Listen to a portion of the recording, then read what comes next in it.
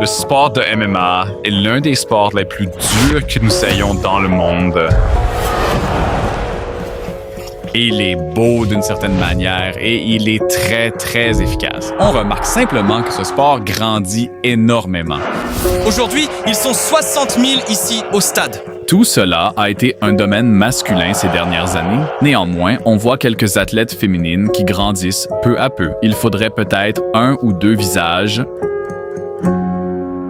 Bonne combinaison de coups de Dallas Land. Les genoux sont bien placés.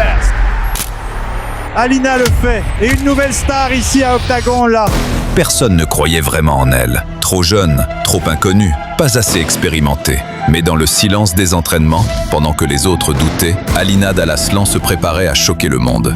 Et quand l'occasion s'est présentée, elle n'a laissé aucune seconde passer.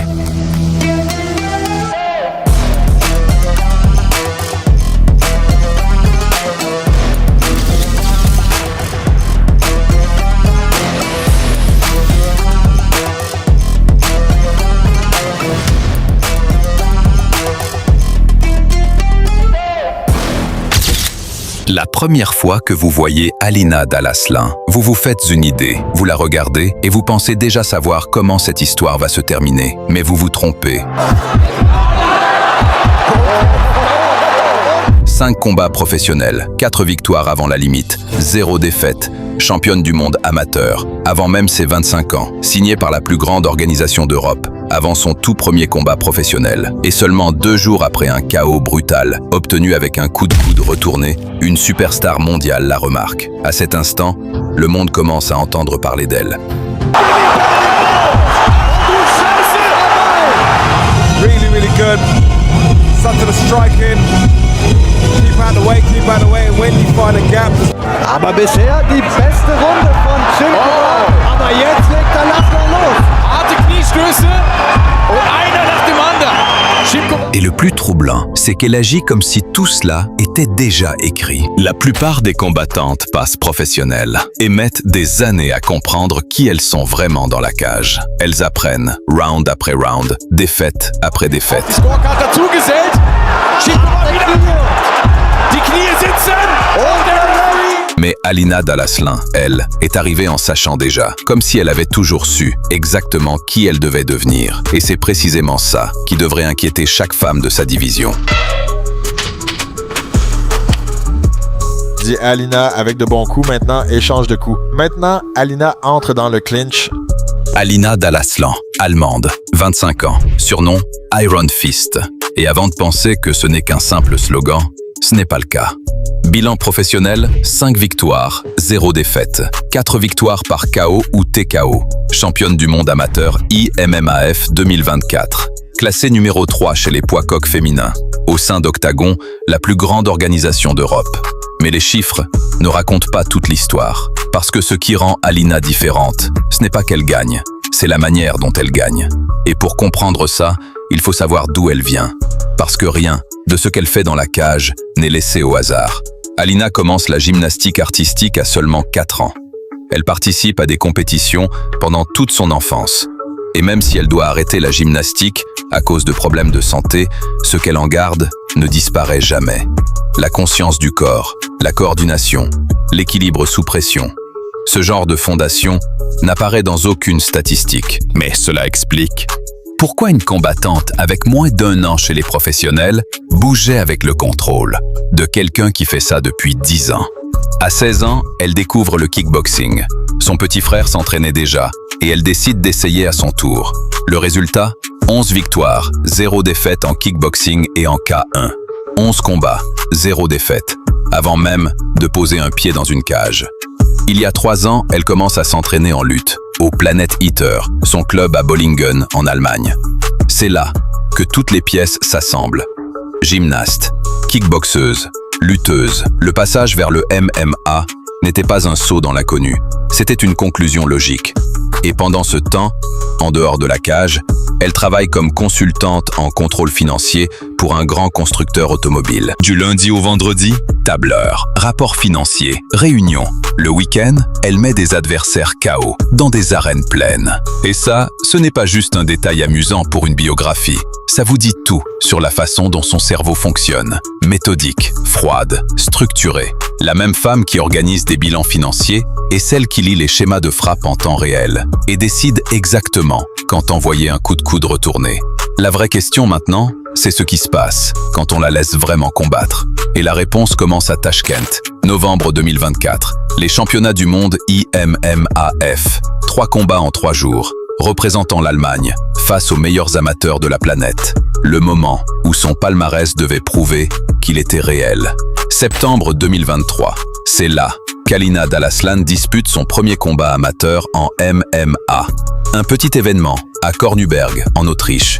Aucun projecteur, aucune histoire écrite d'avance. Juste une kickboxeuse de 23 ans, testant une idée, qu'elle pouvait vraiment faire ça.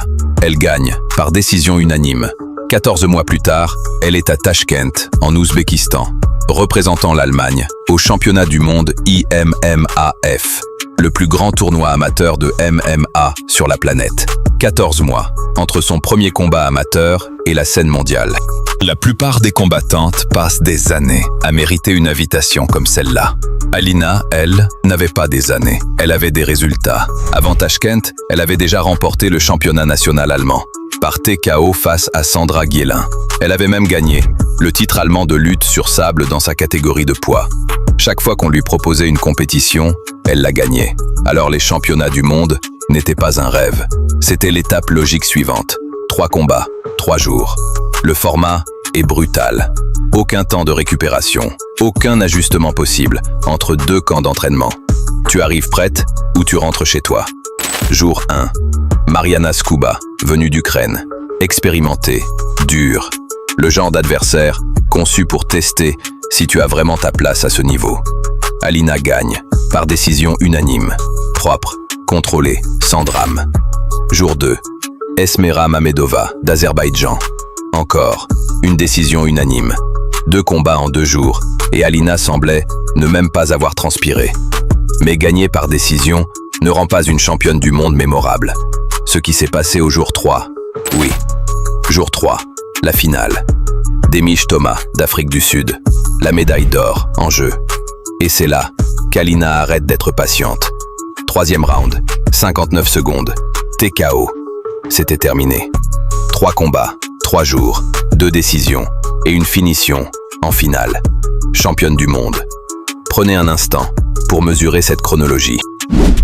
Elle commence à combattre en MMA en septembre 2023. En novembre 2024, elle a une médaille d'or autour du cou et toutes les grandes organisations d'Europe connaissent son nom. Et voilà ce qu'il faut comprendre. À propos d'une médaille d'or amateur, ça prouve que vous pouvez gagner, mais ça ne prouve pas que vous pouvez survivre au passage chez les professionnels. Parce que le monde professionnel est différent. La vitesse est différente, la puissance est différente, les enjeux sont différents. Beaucoup de champions amateurs passent professionnels et découvre que l'or ne se traduit pas toujours en victoire. Alors la vraie question, en quittant Tashkent, n'était pas de savoir si Alina Dalaslan était assez forte pour le MMA amateur. La question était simple, pouvait-elle faire ça quand ça comptait vraiment? Janvier 2025, Octagon signe Alina Dalaslan comme combattante professionnelle. Et il ne la cache pas, il ne la place pas sur une carte préliminaire, sans caméra, dans un petit événement. Ils la mettent directement sur Octagon 68, à Stuttgart, sa ville. La Hans-Martin Schleyer Halle. Guichet fermé. Public allemand. Vraie pression. Son adversaire, Kamila Simkova, venue de République tchèque. Et ce qui s'est passé là-bas ne ressemblait pas à un début. Aucun signe visible de nervosité, aucune hésitation, aucun moment où une débutante se fige, dépassée par l'ampleur de l'événement. Alina prend le contrôle, dès le début. Des enchaînements propres, points et coups de pied précis, chaque tentative d'amener au sol, stoppée. Et au 3e round, elle accélère, avec une rafale de coups de genoux qui oblige l'arbitre à arrêter le combat. TKO. Victoire. Après le combat, elle dit quelque chose qui résume parfaitement sa mentalité, qu'elle est entrée dans ce sport en tant que championne du monde amateur et qu'elle devait marquer les esprits dès le premier instant.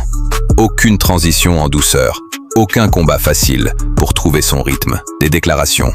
Ce premier combat n'était pas un test, C'était le début d'une campagne, mais une entrée dominante ne répond pas à toutes les questions, parce que le deuxième combat est celui qui révèle la vérité. Quand la nervosité du premier combat disparaît, que l'adversaire devient plus solide et que le monde commence vraiment à regarder. 3 mois plus tard, Prague, la Fortuna Arena, 30 000 personnes. Et de l'autre côté de la cage, une combattante polonaise, avec plus d'expérience, plus d'allonge et aucune intention de lui faciliter la tâche.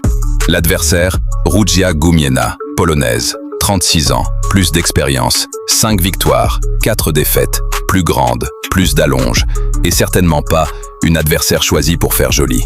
C'était quelqu'un qui avait déjà combattu sur de grandes scènes, qui savait survivre, et qui avait les outils physiques pour compliquer la vie d'une combattante plus petite et plus jeune. Sur le papier, c'était le combat où Alina devait vraiment travailler, où chaque minute devait se mériter, où l'écart entre l'or amateur et la réalité professionnelle devait apparaître. Et Alina l'a démantelé. Pression constante, frappe technique, aucun empressement, mais aucun relâchement non plus. Round après round, elle augmentait l'intensité, comme si elle réglait un thermostat, contrôlé, délibéré, toujours un niveau au-dessus de ce que Gumiena pouvait supporter. L'avantage d'allonge neutralisé. L'expérience sans importance. Gumiena n'affrontait pas une débutante à son deuxième combat. Elle affrontait quelqu'un qui n'avait aucune raison d'être aussi calme, aussi tôt dans sa carrière. Troisième round. 3 minutes 19 au chronomètre. Alina place une combinaison qui met fin au combat. TKO. Encore. Troisième round. Encore. L'IMAF a décrit cette performance comme une véritable révélation. Et ils avaient raison. Parce que ce n'était pas seulement une victoire. C'était une domination beaucoup trop confortable face à quelqu'un qui était censé la mettre en difficulté. 2 combats professionnels. 2 TKO au 3e round. Et une impression qui devenait difficile à ignorer. Cette fille ne combat pas au niveau de son expérience. Elle combat bien au-dessus. Mais la pression et les TKO, c'est une chose. Que se passe-t-il quand quelqu'un vous frappe vraiment en retour? Parce que jusqu'ici, personne n'avait réellement testé la solidité du menton d'Alina. Personne n'avait placé un coup capable de la faire douter. Personne ne l'avait mise dans une situation inconfortable. À Francfort, cela allait changer. Et la manière dont elle allait réagir nous en dirait plus sur elle que n'importe quelle finition n'aurait jamais pu le faire. Octobre 2025. Octagone 78, Cologne, la Lanxess Arena. Et ce combat était différent, délibérément différent. Katharina Lehner, allemande, 17 combats professionnels, expérience au Bellator, expérience à Invicta, expérience en BKFC. Cette femme était déjà passée par des endroits où Alina n'était jamais allée. Et en plus de ça, c'était le premier combat de MMA diffusé sur une chaîne gratuite en Allemagne, via RTL, pas seulement en streaming, télévision nationale. La pression n'était pas seulement sportive. Elle était médiatique. Et ce qui s'est passé ensuite était exactement ce dont Alina avait besoin pour progresser. Même si ce n'était pas un moment spectaculaire, Lehner avançait. Elle mettait la pression. Le premier round était serré, compétitif. La vétérane ne donnait rien gratuitement. Mais Alina s'est adaptée. Au deuxième, puis au troisième round, elle a pris le contrôle. Ce n'était pas une domination totale. Ce n'était pas une finition spectaculaire. C'était du QI de combat. C'était gagner, les rounds qui comptaient, garder la bonne distance, ne commettre aucune erreur, sous une pression réelle. Décision unanime, 30-27, 30-27, 29-28. Mais si elle peut mettre KO, mettre la pression, et gagner un combat tactique difficile face à une vétérane expérimentée, alors vous ne regardez plus une simple finisseuse. Vous regardez une prétendante en construction. Elle pouvait finir un combat, elle pouvait devenir virale, et maintenant, elle avait prouvé qu'elle pouvait tenir la distance. Son palmarès n'avait plus aucune faille. Alors Octagon a fait ce que font les organisations quand elles croient en une combattante. Elles lui ont donné le test le plus difficile jusqu'ici. Retour à Stuttgart, là où tout avait commencé. Et cette fois, l'adversaire n'était pas seulement expérimentée, elle était censée être celle qui allait enfin ralentir Alina. Janvier 2026, Octagon 83. Retour à Stuttgart, à domicile. Karolina Sobek, polonaise. Et selon Octagon, le test le plus difficile de toute sa carrière jusqu'à présent. Et une fois encore, le même schéma s'est répété, mais avec une nouvelle dimension. Les 2 premiers rounds ont été une domination totale. Alina contrôlait la distance, punissait avec des enchaînements et dictait entièrement le rythme du combat. Sobek survivait, mais elle encaissait des dégâts accumulés. Round après round, les calculs devenaient de plus en plus défavorables. Et au 3e round, Alina a trouvé le moment. Une combinaison qui se termine par un direct du droit parfaitement net, laissant Sobek vaciller. Et dès qu'elle a senti l'ouverture, elle a déclenché une rafale de gauche, forçant Sobek à poser un genou au sol. L'arbitre intervient. À 3 minutes 30 du 3e round. TKO. 5 victoires, 0 défaite, 4 finitions, 80% de taux de finition. Et le plus important, chaque fois que le niveau montait, Alina répondait. Il n'y a pas eu un seul moment où la pression l'a dépassée. Pas un seul. Championne du monde amateur, à 24 ans. 5-0 chez les professionnels, à 25 ans. Finition, décision, moments viraux, télévision nationale, reconnaissance internationale. Et à travers tout ça, le même visage, le même calme, la même sensation, qu'elle savait que ce moment arriverait, bien avant tout le monde. La seule question qui reste maintenant, c'est jusqu'où elle ira. Et si vous avez suivi cette histoire, pendant ces 20 dernières minutes, vous connaissez déjà la réponse. Si vous avez apprécié cette vidéo, nous publions 2 vidéos par semaine. Abonnez-vous et ne manquez pas la prochaine histoire.